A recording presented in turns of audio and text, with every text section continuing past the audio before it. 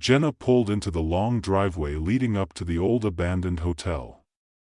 She had inherited this place from her great-aunt and was coming to inspect it for the first time. As she parked her car, she got an uneasy feeling looking up at the dark windows of the tall looming building. Something didn't feel right here. Jenna toured the empty rooms of the hotel, disturbed by how each one seemed to contain some remnants of the past guests who had stayed there. A half-finished drink left on the nightstand, clothes still hanging in the closet.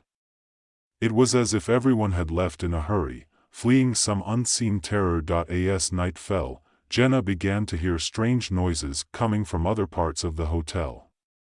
Bumps and creaks that could be explained by an old building, but they unnerved her all the same.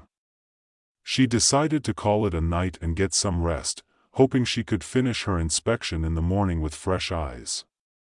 But that night, her sleep was fitful and filled with nightmares. The next morning, Jenna woke with a start. She went to investigate the source of a strange noise she heard, and discovered a door in the basement that she had not noticed before. Behind it was a dark staircase leading down into blackness. Her curiosity got the better of her as she descended into the unknown depths below. At the bottom of the stairs, Jenna searched blindly for a light switch. When she found it, she wished she hadn't. The single naked bulb revealed a horrifying sight: human bones and scraps of clothing scattered on the dirt floor. It was clear something terrible had happened here. She needed to get help and call the police. But when she tried to leave, the heavy cellar door wouldn't budge. Trapped in the basement, Jenna started to panic. She frantically tried to find a way out or something to defend herself with as noises began to stir in the dark corners. She could sense she was no longer alone down there. Something was watching her from the shadows, waiting. When the police arrived after Jenna's SOS call, they searched the whole property but found no trace of her. The basement door was locked tight from the inside, as if sealing in some dark secret. They declared the scene a crime scene and the investigation began in earnest to uncover the hotel's disturbing past and Jenna's fate. A historian is brought in to dig into the hotel's history as the police search turns up little. He unearths disturbing records of strange deaths and disappearances among guests in the 1930s. Patients from a nearby asylum were said to have been secretly housed there during an outbreak. But the true horror has yet to be uncovered. That night, Officer Blake volunteers to stand guard at the hotel, uneasy about leaving the scene unmonitored. In the wee hours, a blood-curdling scream pierces the silence. Blake races to find the source and stumbles upon a grisly attack in progress. But the assailant is like nothing human. The investigation takes a sharp turn as Blake recovers. Autopsy results on the remains in the basement reveal the victims died over 50 years ago. How is this possible? Nooses, rats, and missing patients all point to a darker truth. The hotel harbored more than just guests in its dark past. More attacks occur as the entity or entities responsible start to exert their presence in the hotel once more. Traps are set to try and capture the creatures, but nothing is as it seems. The police come to realize they are up against forces beyond their understanding or control. With nowhere left to turn, a paranormal group is called in as a last resort. They descend on the hotel armed with specialists, equipment, and decades of experience dealing with the unknown. But even their skills will be tested by the sheer intensity of the evil that resides in this place. Using centuries-old rituals and modern technology, the group works relentlessly to cleanse and contain the spiritual darkness. For the first time, clues emerge suggesting multiple interdimensional openings were created on the land decades ago, allowing untold horrors to cross over. The hotel sits at the heart of an epic paranormal war. In a final climactic confrontation deep in the hotel's hidden underground levels. The group battles to close the interdimensional portals before even more malign entities can come through. But great sacrifices will be required to defeat this ancient evil and save anyone left inside the twisted depths of the hotel. After the events, the hotel is permanently sealed and the property is left to return to nature. Though the horrors were banished, echoes of the past still lurk within the ruined walls. Few will ever know the full truth of the terrors that were unleashed in that place so long ago, or if they are truly gone for good. The shadows remain, watching and waiting to be reawakened.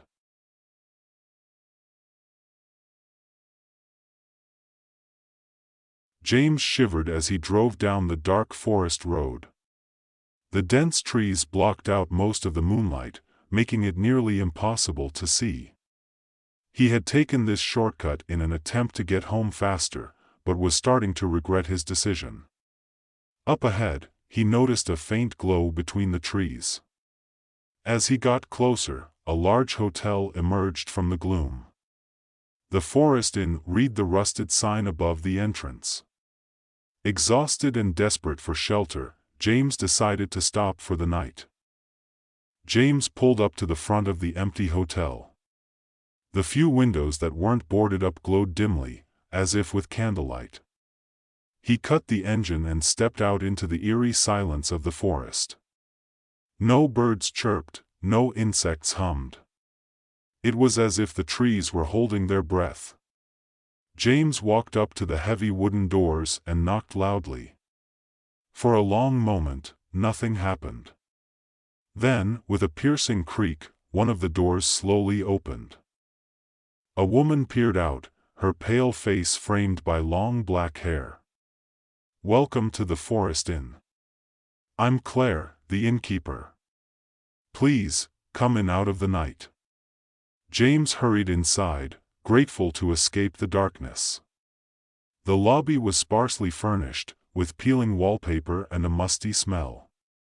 A fire crackled in the large stone fireplace. "I'll show you to your room," said Claire. She led him up a twisting staircase that groaned under their feet. The room Claire showed him to was small and dusty, with a tall mahogany bed and a wardrobe in the corner. James set his bag down with relief. "Dinner will be ready soon. Please join us downstairs when you're settled." With that, she disappeared down the hall, leaving him alone. James sank onto the lumpy mattress with a sigh. After the long drive, all he wanted was a hot meal and sleep. But as night deepened, strange sounds began to drift up from the forest.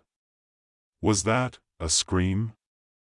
Shaking off his unease, James made his way back downstairs. The dining room was empty except for Claire, who sat alone at the large wooden table, eating soup by candlelight. "Please, sit," she said, gesturing to the chair across from her. James joined her, pouring himself a bowl from the tureen. The soup was thick and savory, warming him from the inside. They made polite small talk as they ate, but Claire seemed reluctant to offer details about herself or the inn. Finishing his meal, James thanked her and retreated back to his room, even more curious about this strange place. As James lay in the creaky bed staring at the shadows on the ceiling, his mind churned with unanswered questions. Who were the other supposed guests Claire had mentioned at dinner? Why was the inn in such disrepair? And most puzzling of all, why was it located in the middle of this dense, forbidding forest? Exhaustion eventually took over, and he drifted into an uneasy sleep, plagued by formless nightmares. A creak in the hall woke him with a start. He sat up, heart pounding, but saw nothing in the darkness outside his door. The next morning, James came downstairs to find Claire had laid out a simple breakfast of toast and jam on the front desk. "Help yourself," she said, eyes shadowed as if she hadn't slept. As James ate, he asked Claire casual questions, trying to draw her out. But she deflected most topics and answered briefly before excusing herself to do chores.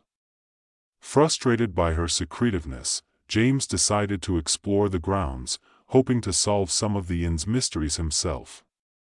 Stepping outside, he was stunned by how much the forest had closed in during the night.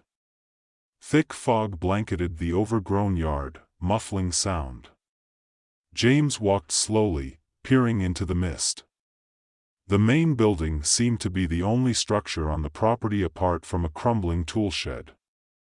As he circled back, a flash of movement in the trees made him jump. But when he turned, nothing was there. Unnerved, he hurried inside, only to find the lobby deserted.